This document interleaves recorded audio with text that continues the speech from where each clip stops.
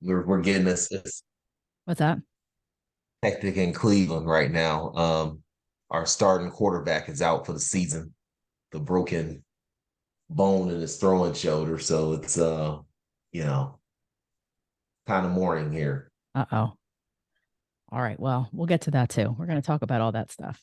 It All right. Let me press record. Hang on one second. told me it was recording on my side. Yeah, I have two Oh, recording devices, one for backup. understood, understood. Okay. I'm going to do a quick intro. Well, thanks so much for joining me for another episode of the Friday Reporter podcast. I am I can't say enough about how lucky I am to have such great friends in this town and all across the country. And as we turn the corner into Thanksgiving week and really the turn into 24, I had a lucky opportunity to check in with my good friend Jade Davis, who is the co-founder of the Thornton Buckeye Group and chief strategy officer for the organization that he and his wife have built in Cleveland, Ohio.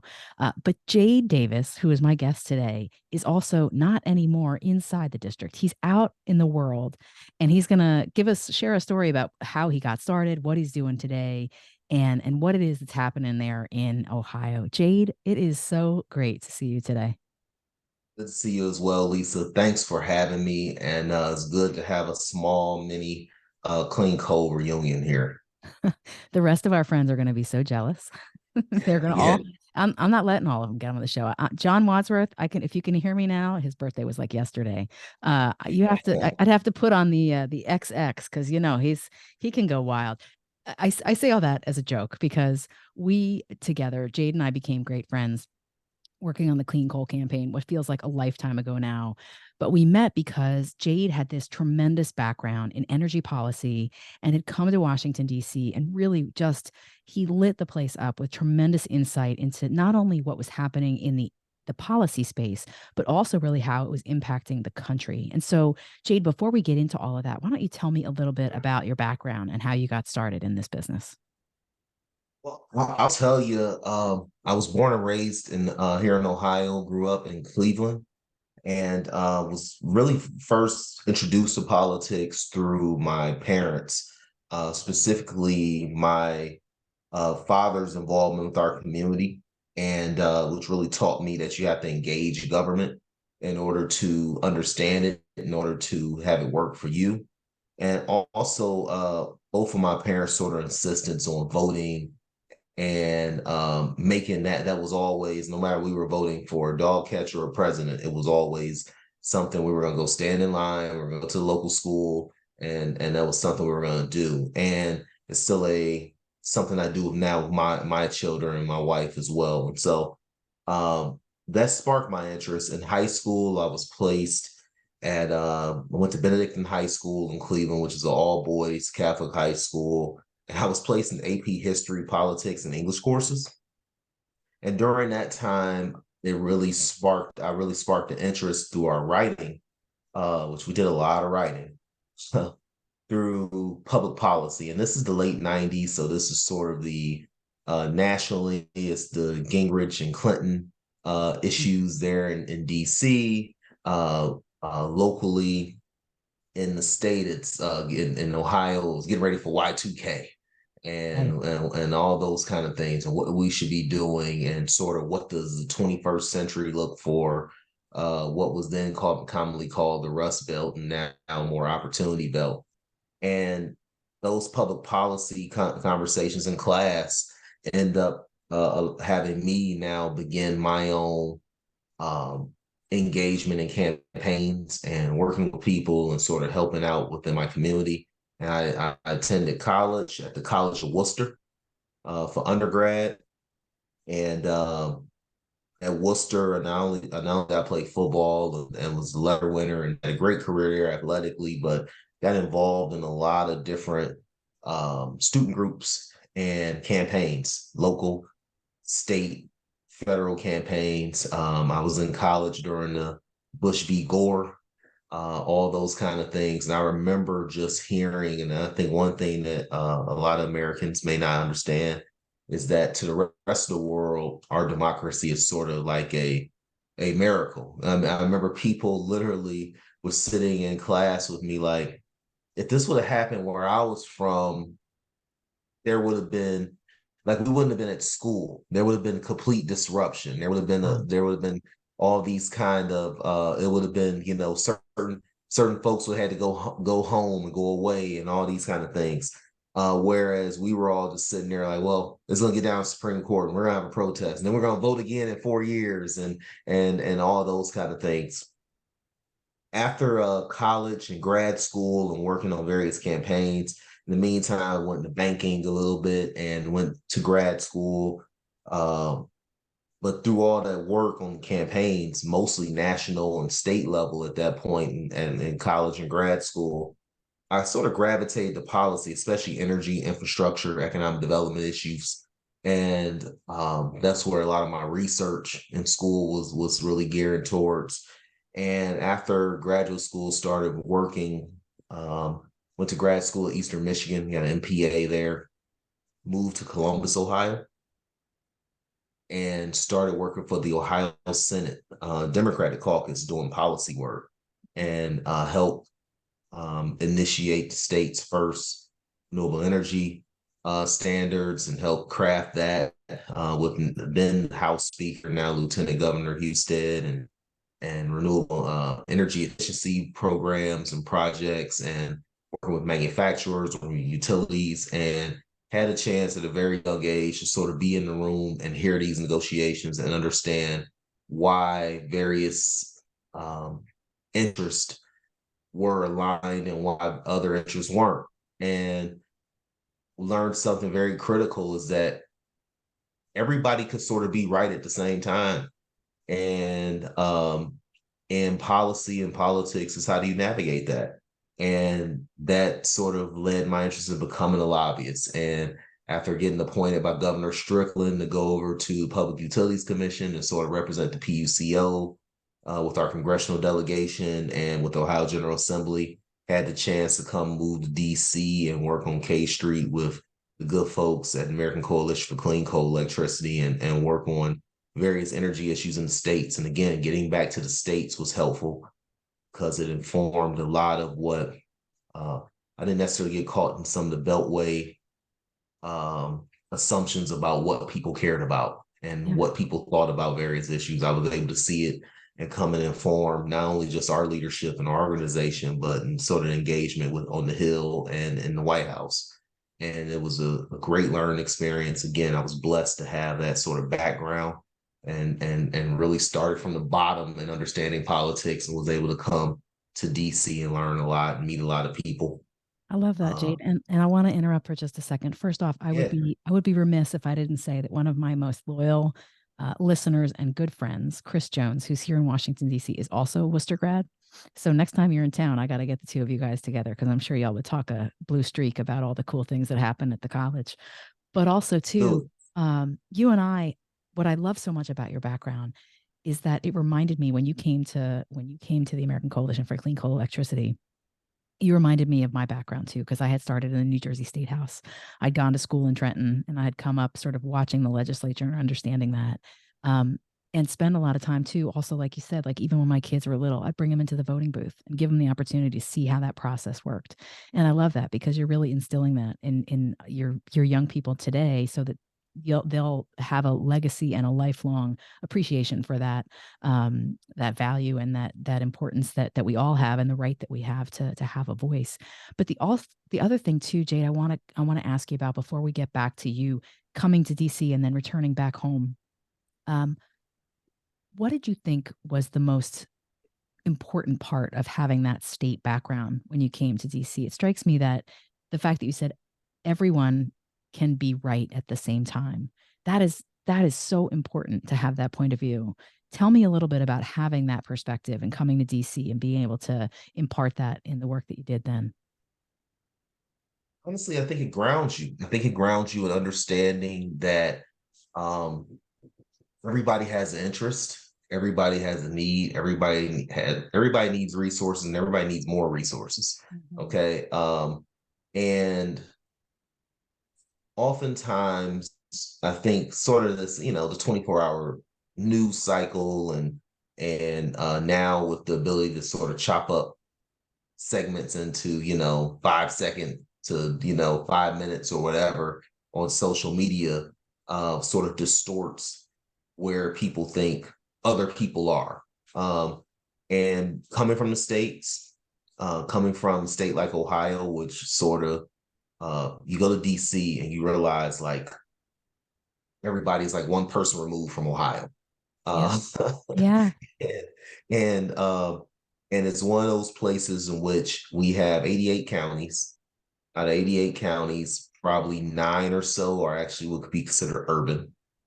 But those 8 or 9 counties may have 55 to 60% of the folks in the state.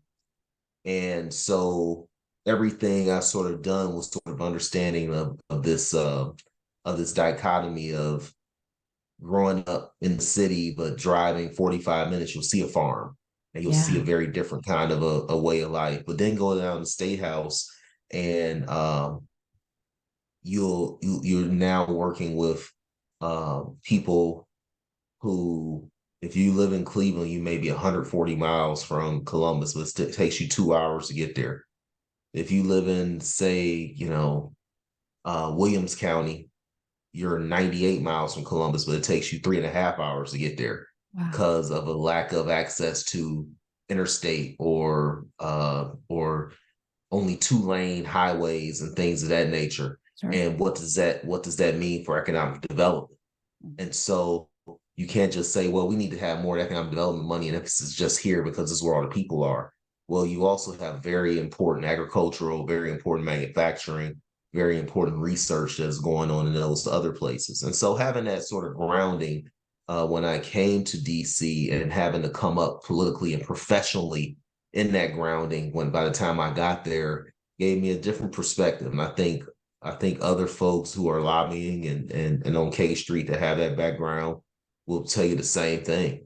You saw it as well. It's very different. Now, if you come to DC after college and you sort of come up professionally and politically there, you have a very different view of what people outside of the Beltway are thinking. Sure. And again, you may not be wrong. You just may not be as right as you think you are. And I I think love that's that. the I love that so that's much. and for us the same thing. And Yeah. I think that's that grounding to help. Jade, what is the legislature with the travel like that, as long as that takes?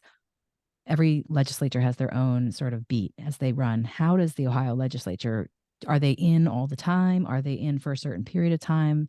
I'm not familiar with how they run in Ohio. It's not like Texas or Indiana where they sort of come in and for 2 3 months and then they're gone for 2 years. The Ohio legislature is a full-time, part-time legislature. Got it. Uh, It's a lot like and New Jersey. so Yeah. yeah. They have session again. They have their breaks. A lot of summers. Usually August is very quiet. Most of July, depending on what's budget where the budget cycle is and things like Mhm. that, is usually pretty empty. June could be as well. Off years, Mhm. election years, you may have some time away. But for the most part, they are there every month of the year, with the exception maybe 1 or 2. Got it. And they're there for 2 to 3 days a week for 2 to 3 weeks a month. Yeah. Yeah. So it's busy. And so for us lobbyists, at times it's like it's great because you can always get in and sort of meet. You can sort of understand who the staff are. You can meet with uh the member and sort of get things through. Or it's bad because it's just more opportunity to mess things up for That's so true, though. you hear client, and I think people will say, yeah, it depends. It's great, but it depends. That's right. That's right. So you came to DC and you were with us for a couple of years, and then you ended up back in Ohio. Yeah, Cleveland. Tell me a little bit. You went back to Cleveland. Tell me a little bit about after you did clean coal. Walk me through that. I'm not going to do it for you. You obviously know better than me. One of those boomerangs. There's a bunch of us out all throughout the Midwest, but Ah, after high school, was sort of gone from Cleveland for from 18 to mid 30s, late 30s, and had the opportunity to come and get a executive role at Port of Cleveland as VP of External Affairs, and at a pretty young age, and I couldn't pass it up. As we both know in DC, young tends to be um, probably 10 years or 15 years older than what most people may think of young back in here in Yep. the hinterlands. Yep. But but uh but there being able to come to Port of Cleveland, being able to come back home. My wife is actually Crystal, is from Akron, Ohio.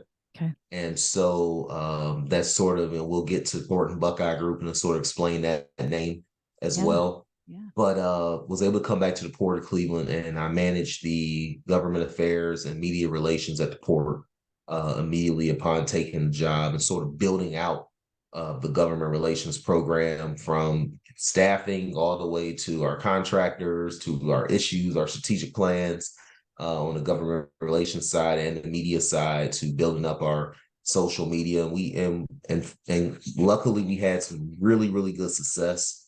I enjoyed it. We've had we built out a pretty robust climate mitigation planning over the last 8 years. We were able to also we're probably in the top five of ports in North America Is that as right? far as social media impact, following, and things of that nature.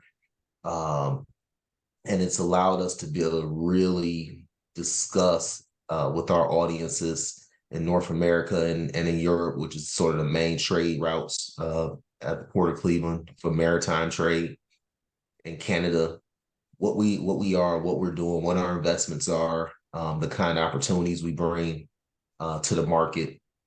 And we saw, that uptick in um, economic activity at the port to the tune of almost $1 billion extra over this last near decade, and so Wow. annually. And so that's been it's been good. We've been able to get some be at the forefront of developing national and state legislative programming for ports, specifically Great. the port infrastructure development grants at Department of Transportation, Mm.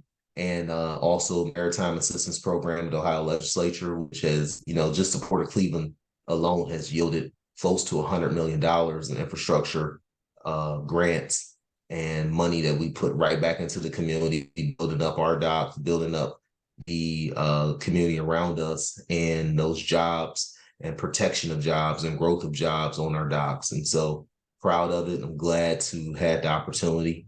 I was promoted to SVP throughout that time, and it has been just good to be home. It was good to be able to bring back what I had learned nationally, what I had learned working in 39 different states at Yeah. ACE, Yeah. and to bring that back home.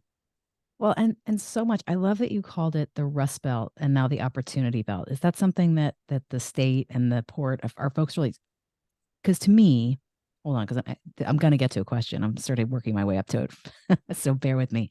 But the question I have is that for so long, you and I have been talking about on the national level, on the campaign level, the importance of bringing those jobs back to the U.S., the loss of those jobs that have been sent overseas, and a lot of that was sort of the worry that so much of our manufacturing and everything else had sort of gone in a different place. It sounds to me like what you really spent a lot of time doing is bringing that back home and making sure that that was bolstered and supported and built up in a new and different way. Tell me a little bit about that. Yeah, that was definitely from the board and our CEO angle. That was sort of what they were hoping bringing in a hire like me would be able to do to help with that. It wasn't just me. But I think that a sort of shift in trade um, with Asia becoming so much more dominant, but then we had the pandemic, and we had these supply chain disruptions, Yeah. but also with the federal government spending more money directly in the U.S. economy, and you start looking at things like Buy America provisions and things like that. And again, there are people who love those, and the people who absolutely think they may impede, economic development or infrastructure repairs. Right. Again, they have valid issues on both sides of that, but the onshoring of those jobs has had an impact on employment. It has had an impact on just on the ports docks. as well. But I think it's also having an impact on availability of goods and products and what people see when they go on the shelves. But less so on the shelves. But when you start talking about car parts, when you start talking about computer parts, when you start talking about energy generation parts, Yeah. when you start talking about those kind of things that impact people every day, but they may not know it. They may not see. You may not see that alternator turning or those bolts and nuts that are holding on your A-frame in your car until you need those bolts and nuts, or Yeah. until you need the alternator, or until you need that new computer. And being able to go get those things, I think that has been, and here in the Midwest, frankly, we have a lot of land, have a lot of land, a lot of water, Yeah. and um, institutions, in educational institutions, and governmental institutions, and corporate institutions that have capacity to serve that need. And I think that is why you continue to see places like Ohio continue to sort of be at the political center of debate because of those resources. No, I mean, and it's tremendous to me. I've only spent a little bit of time in a couple of the cities in Ohio myself, traveling with Secretary of Commerce and also doing some of the work that we did in the campaigns and otherwise. It is a tremendous resource, and it continues to be a place that people look to for guidance and counsel, and really to try to get a sense of what it is people care about. Ultimately, it is the economy, it is jobs, it is resources, and it's a lot of what you did in that role that you came back from DC to do. So I'm really, really grateful for that. They're lucky that they had you. But now you're making this new transition. You've stepped away from the port. You and Crystal have built this really great company that now you guys are expanding and growing and offering a lot of guidance to clients. Talk to me a little bit about number one, tell me about the name, the origin of Thornton Buckeye Group, and tell me a little bit about what you guys are hoping to do with the company now that you're moving forward. Well, I'll tell you, Thornton Buckeye Group has been something that we've been working on, and actually started while living and working in DC. She was a lobbyist at that point for Kent State University. I was working at American Coalition for Clean Coal Electricity, and we had all these folks calling from all over the country that we sort of knew, whether it was from college, whether it was from Young Dems or something back in the day, whether it was from our state house work, things of that nature, and say, hey, I want you to come and talk to this group for me. I want you to, could you give this person advice? They're thinking about running for office. So could you give this, that the CEO of this mid-sized company, he just sort of wants to know, or she wants to know what's going on. Um, and some good mentors. And I tell people all the time, develop good relationships with people who have sort of been down your path before. Sort of told us, advised us like, hey, you guys should really think about just having something. Look, just get a bank account, get a website. And that was 2014.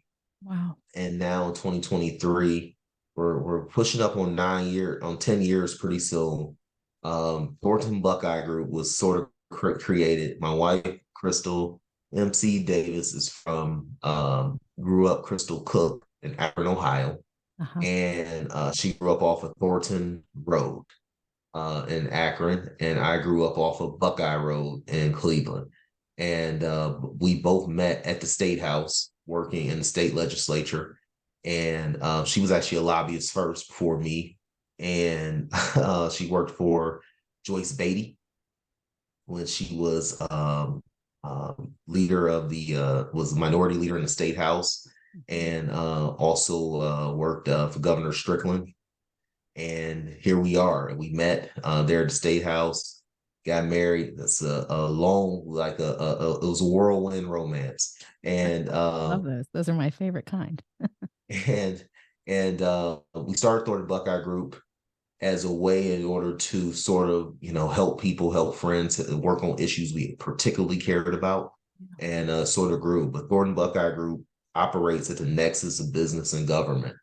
And we offer political policy, relationship management, and helping companies and nonprofits, startups develop a political profile, build coalitions, work on policy, understand what policies are impacting them, why, how, and how to advocate for themselves in order to satisfy their business or their institutional strategy that they need to meet.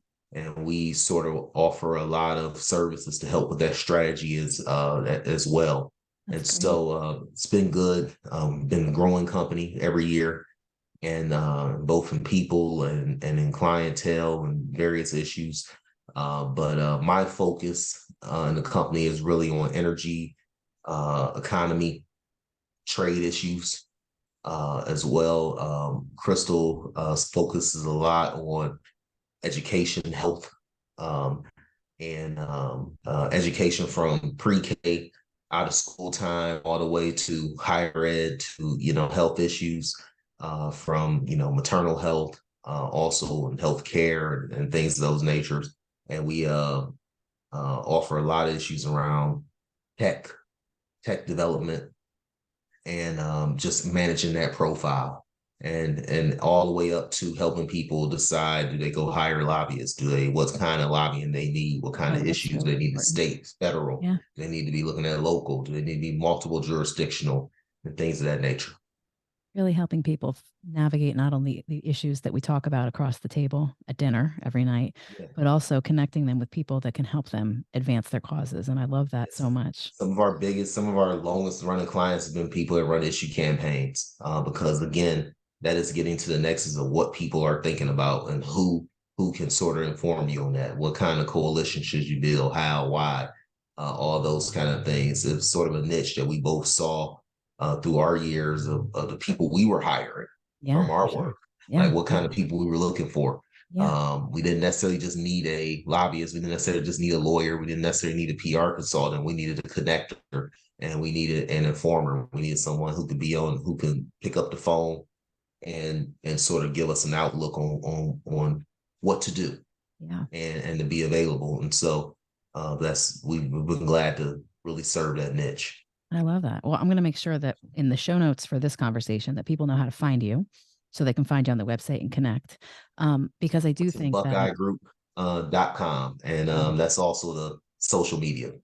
Well, we're going to list it all. So folks, even if they don't catch it here, they can go to the notes and they can find it because I do want to point them to you guys. I know you guys are so well regarded and so well appreciated in the state, and you really do have some tremendous connections through all the work. I mean, as we talk about ourselves as young people, I mean, you guys have a long and beautiful pedigree of being really helpful and thoughtful about the work that you do. And I want to make sure that my listeners know how to find you.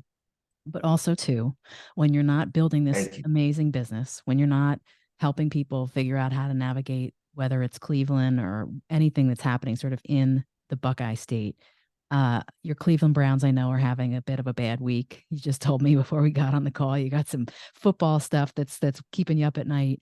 What keeps you busy outside of the business side of life, Jade?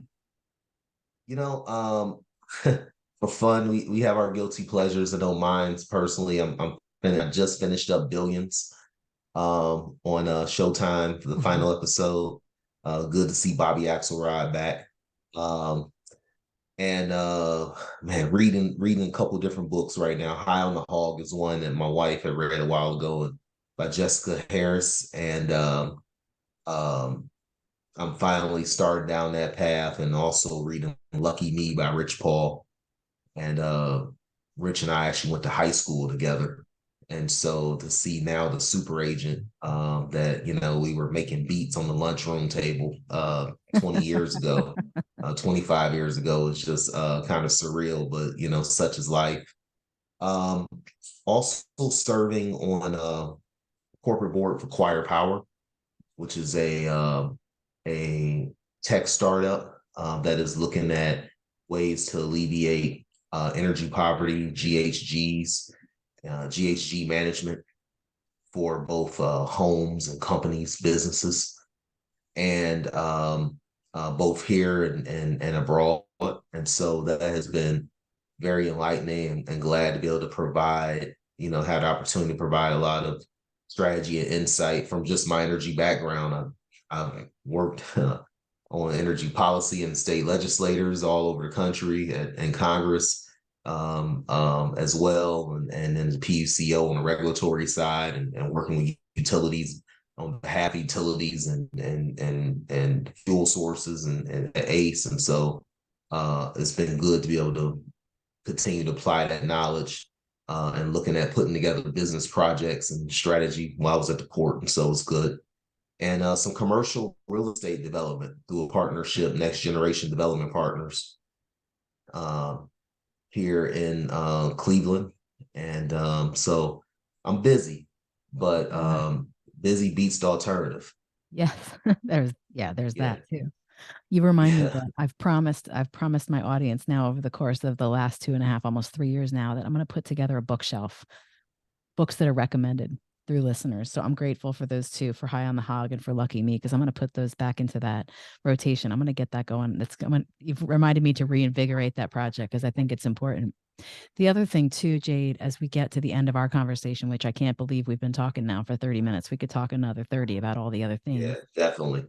Is there, as we get to the end, I always ask for a recommendation. I always ask for someone else that I should talk to for the show for future conversation. Is there someone that you know, either in Ohio or in the States or somewhere across the country, you think would be a good conversation for me? You know, I have three people. Both of them are near and dear to me, but I think they are very, very worthy sort of conversations to have. One is Crystal Davis, because Crystal is not only my wife, but she has a very different set of interests and work that she does on a day-to-day basis, especially in the environmental community. And I think she would be great. Justin Bibb is a good friend of mine, mayor of the city of Cleveland, another millennial. I've known Justin since we were kids and stuff growing up here in Cleveland. And he sort of is a boomerang like me that was able to go out to the world, come back and bring that. And he's leading our city, our hometown. And then our former colleague, Bob Paducci. I think um, he would be someone very good to get on here and discuss sort of what's sort of going on from his experience running RNC to various campaigns as well. I think he'll be a good one for you. Those are three dynamite recommendations. I haven't talked to Bob in a while. He's been a busy guy, and I would love to hear what he's up to. Crystal, of course, haven't had a chance to see her in a minute since we've all been back to doing our lives and COVID and everything else. So she's on the list. And Justin would be also a great addition. Jade, it is always so good to catch up with you. I hope all of our friends at ACE have had a chance to listen in and hear how you're doing. I'm lucky enough to be in contact with a bunch of them. I made a joke about our friend John, but I really do. I look back on those, as much as there were lots of stories that made all of our hair stand up. There was a lot of really hard work and really good work that was done there with some really, really Yeah, tremendous people, you being one of them.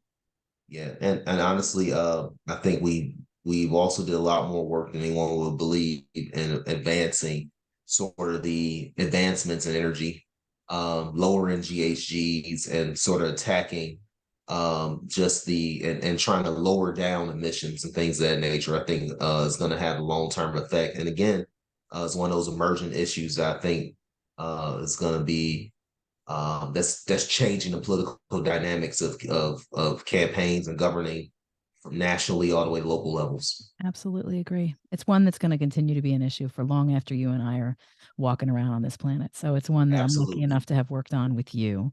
And I wish you all the very best as you grow this amazing company that you and Crystal have built together. And I look forward to seeing you again soon, my friend. All right. Thank you, Lisa. Thanks for having me.